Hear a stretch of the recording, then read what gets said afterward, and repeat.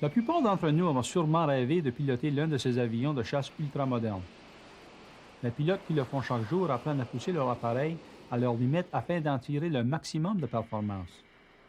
Dans une escarmouche aérienne, cela peut faire toute la différence entre être le poursuivi ou le poursuivant. En dépit du fait que nous ne nous mesurons vraisemblablement pas aux exigences posées par ce type de vol, il y a tout de même quelques leçons que nous pouvons tirer à l'observation de ceux dont c'est le métier. À l'entraînement, les pilotes de chasse explorent les limites de leur performance. Les dépasser pourrait cependant mener à un accident. La même approche s'applique lorsque nous sommes aux commandes de nos appareils moins performants. Bien sûr, la vitesse et la force en présence sont plus modestes, mais les principes de base demeurent les mêmes.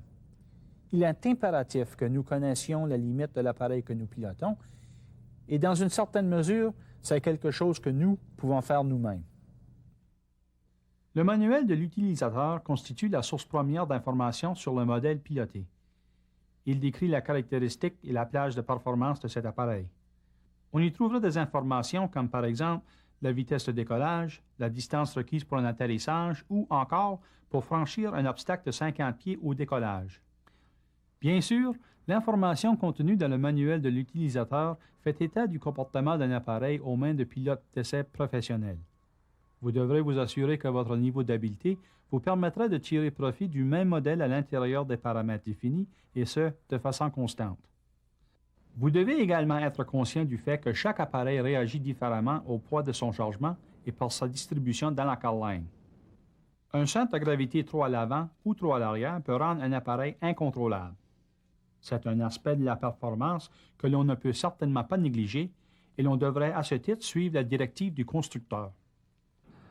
Apprendre à connaître la limite de son appareil est de préférence une démarche qui se fait en vol, mais surtout, ne le faites pas seul.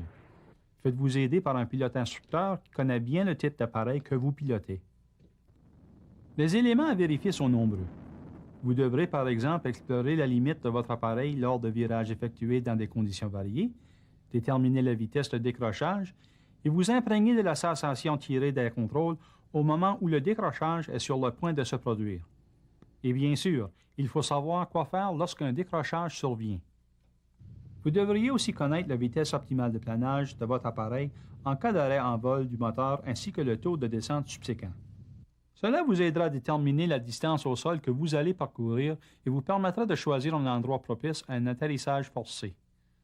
Vous devriez vous entraîner à une altitude sécuritaire jusqu'à ce que vous vous sentiez à l'aise avec le comportement de votre avion dans ces conditions de vol. Les bimoteurs ont leurs propres limites quant aux performances dont ils sont capables. La perte de moteur au décollage illustre bien le genre de situation critique qui peut se produire à bord de ce type d'appareil. Vous devez réagir rapidement en pareil cas. Relever le train d'atterrissage et les volets tout en poursuivant l'ascension sur un seul moteur, et ce, à un régime optimal qui assurera un retour au bercail en toute sécurité.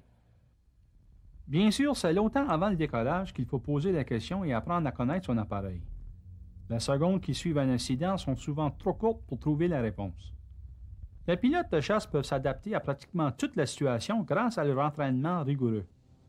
Poser des questions et chercher la réponse aide à connaître les limites de son appareil et permet de tirer le meilleur rendement de sa machine à l'intérieur des paramètres de vol sécuritaires.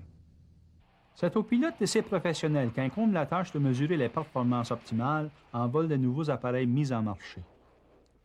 Ils sont conscients des risques encourus dans l'exercice de leur métier, mais ils ont passé des années à trouver des réponses à une multitude de questions. Bien que la majorité d'entre nous n'ayons ni la formation ni les aptitudes nécessaires pour pousser nos appareils au-delà de leurs limites, nous pouvons cependant compter sur notre formation pour les mener d'une manière optimale à l'intérieur de ces mêmes limites. Finalement, rappelez-vous que nous avons tous nos propres limites au-delà desquelles nous n'avons plus entièrement la pleine maîtrise de la situation. Si lorsque tout va bien, nous opérons à 95 % de notre niveau d'habilité, est-ce que les 5 % qui restent à la balance suffisent pour remédier aux situations d'urgence? Voilà une autre question à laquelle vous devrez trouver une réponse. Et vous seul pouvez y répondre. Ici Michel Doiron, et je vous invite à être des nôtres la semaine prochaine à travers le nuage.